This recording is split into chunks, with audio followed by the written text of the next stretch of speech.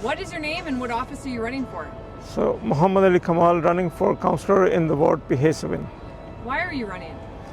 I'm running because I've been a project manager, a businessman, coach and all that for almost 30 years, okay? And I've sat in probably, I'll say 50 plus consultation with the city. And what I find, the city is out there telling us instead of listening to us.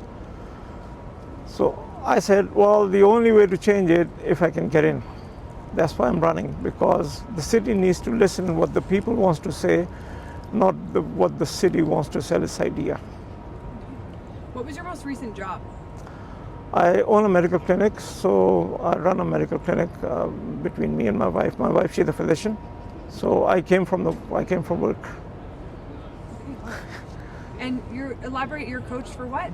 So I've been coaching soccer for almost 20 years. I'm a C license coach. I used to coach high level, but then I decided to come back to coach community because it's a whole lot more fun. And I mean, I can make a difference. So currently, although I live in Windermere, but I coach a team in Duggan because I was Duggan's president for almost 10 years. And it's time to give the community back. If you are elected, what would be your first priority to fix? The first priority to fix is but it needs to be legislated because the way the city does it, it picks up gazillion projects and nothing gets done. So my first priority is, shortlist a project, finish this before you jump to the next one. So right now we have Stony Plain going on, we have Terwilliger going on, we have White Mud going on, and there's a Clearview and all that. And what the city does, it upsets a whole group of people, and nothing is done. The Terwilliger Drive, I said, in my lifetime, please finish it. It's been going on for 5 years. That it was supposed to be done 2024. They still have 2 more bridges they haven't even started. So, what are you doing? That actually brings up a later question I'll bring up to you now. Construction along timelines are frustrating Edmontonians. What would you change, if anything, about how Edmonton plans and delivers these projects? The first thing, as a retired project manager, the first thing you need to do is write the proper RFP with defined objectives. When I talk to you'd say, oh, it's going to cost overtime. How is this a city problem? It's a contractor's problem. We are a city, especially in the summer, where the sunlight is from, you can start from 6:30 in the morning and go work till 10 p.m. And yet they're working 9 a.m. to 5 p.m. And with the breaks and all that, so the actual work is only 6 hours. So I ask the question again and again, why is this a city problem? This is a contractor issue. So you're not writing the contract properly. Write the contract properly so that it is delivered. How would you balance fiscal responsibility? This is very critical because the last council that came in, the first thing they did is give themselves a salary increase. I said, where is your report card? What have you done? So everything, there needs to be checks and balances, even for councillors or for the city employees, okay? It needs to be based on what your deliveries are. If you're not delivering, well, look for a new job. I mean, if I'm not able to make a positive change, okay, and the people will say, I'll walk away. You have to be very responsible how you spend the money. And the other thing with the fiscal is also something which is not my cup of tea. For example, municipal housing, okay, it's a provincial issue. Okay, the city is part and parcel partner of it, okay, but it is mostly municipal and federal funding that comes in. So if you take it over, guess what happens? The province walks away and you have left holding the bag. What would be your plan to make Edmonton safer? First thing with Edmonton safer is education. Okay. You got to make sure, people are aware of how things are done, because what I found in the last 10-15 years is the services are being cut at every level, be it social services, be it police, be it fire and all that, okay? You cannot ask, so it's the same case, I run a medical clinic. So unless I provide proper service to my physicians, they won't be able to deliver the service. So for a safer city, you need to make sure the services are there. You know, the schools are providing proper services for kids to be safe as well. Likewise, when it comes to transit, okay, why don't we have gates? Why are we not, you know, the first thing is if you control the entry exit, okay, that reduces almost 50% of your crime just like that. And every time I say, oh, you know, it's not our, I said, what vision? What you talking about, man? I mean, it's not safe. You know, my daughter, she studied at university. So whenever she had a late class, I actually said, no, you're not taking transit. I'm going to drive. During the day, sure. But after sunset, no. So it's not a simple solution. It is going to take time. But like I said, you know, baby steps. Start putting control then from the onset. So if people are going in and out, you know what's your paid people, your paid customers, okay? That is going to reduce.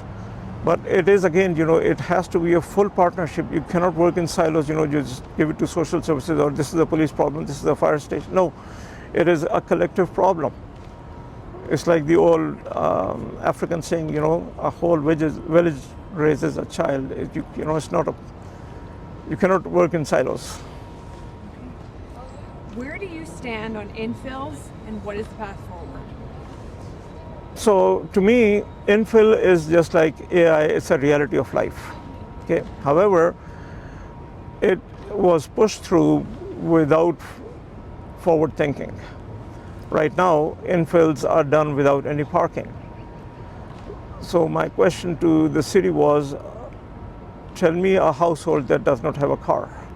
Where are those people going to park? I said, if you want to build it, okay, put a 2.5 parking stall per unit and see what happens. So all of these infills that are cropping up, okay, they'll come to a crashing halt because now you have to change the design and a parking stall costs almost like $15,000, $20,000 to build it. So, but again, you know, no, you're always complaining. I said, see what happens. So now in a lot of communities, because of infill, even emergency services have issues getting in and out of that place because there's no space to move around. What do you think about the city's relationship with the province and how should it be? It's like, you know, picking a fight that you cannot win. So, why are you picking up a fight? I mean, you know, they hold the purse. Not only they hold the purse, okay, what's it going to get you in the end? Nothing. So you need to, once you are elected, okay, the whole notion of your, you know, different ideologies, it goes down the drain because you are working for the people now, and this is what the people want. So you need to work with all the different partners, and if they want you to do something, okay, you have to do a little song and dance. There's not, it's with the province, okay, I feel the city has over the last 4 years nothing but butt heads. Yeah, not going to get us anywhere with butting heads. What is your vision for Edmonton? My vision for Edmonton is to have community involvement in almost everything. As a businessman, so what I feel is, and this is also something the city doesn't do for anything, for businesses, you know, they are always fighting the businesses. So without small business, the economy is not going to grow because they produce the biggest employment. And so once the business flourish, you know, that provides families, the cash flow goes in, the whole economy starts to kick in. And also with the city, we used to have so many festivals at the local level and all that. So now I live in Windermere. There's a virtual community league. What am I going to do with the virtual community? Like, what are you talking about, man?